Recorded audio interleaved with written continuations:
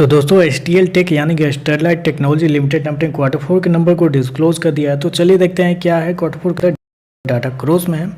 तो देखिए पिछले क्वार्टर में कंपनी ने 999 करोड़ का रेवेन्यू जनरेट किया था ऑपरेशन के थ्रू। पिछले साल मात्र 843 करोड़ के आसपास, जबकि अभी देखें तो बढ़ के 1052 करोड़ आपको जाता हुआ देखने को मिल रहा है। तो साल दर साल जाते हैं तो साल दर साल कंपनी के रेवेन्यू के अंदर एक बेहतरीन तेजी आपको देखने को मिली। लगभग बोल सकते हैं 25% के आसपास का जंप है कंपनी के रेवेन्यू के अंदर।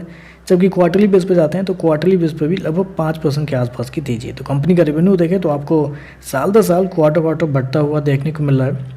चलिए खर्चे क्या निकलते हैं वो देखते हैं।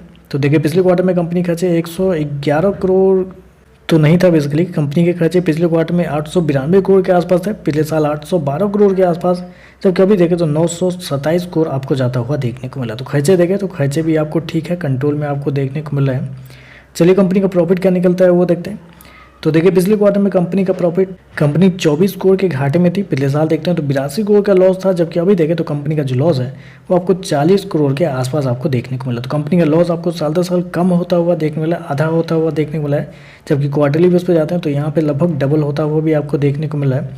हालांकि कंपनी के बैलेंस शीट को अगर आप देखते हैं तो और कंपनी के मुकाबले इनके बैलेंस शीट थोड़े से अलग आपको देखने को मिला, क्योंकि खर्चे में कंपनी ने बस कुछ ही चीज़ खर्च में इंक्लूड किए हैं। बाकी जो जैसे कि आपका फाइनेंस कॉस्ट हो गया या डिप्रिसिएशन अमोर्टाइजेशन एक्सपेंस हो गया, तो इस सभी को कंपनी ने एक्सपेंस में इंक्लूड नहीं किया है। इन सारी चीज़ों को कंपनी एक्सपेंस के अलावा बाकी के खर्चों में कंपनी की तरफ से इंक्लूड किया गया है। इसकी वजह से कंपनी आपको लॉस में देखने को मिले, क्योंकि अगर आप, मैंने क्या बताया था पहले आपको, खर्चे कंपनी का इस क्वार्टर में 927 करोड़ है।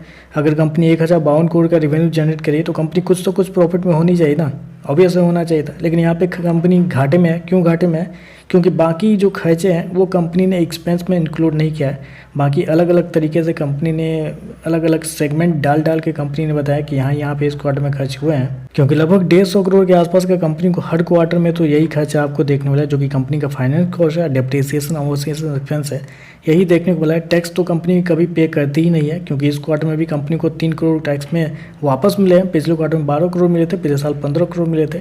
तो टैक्स तो कंपनी पे ही नहीं कर रही है। बाकी कंपनी के डिप्रिसिएशन और फाइनेंस कॉस्ट की वजह से ही कंपनी आपको हमेशा घाटे में जाते हुए देखने को मिली है।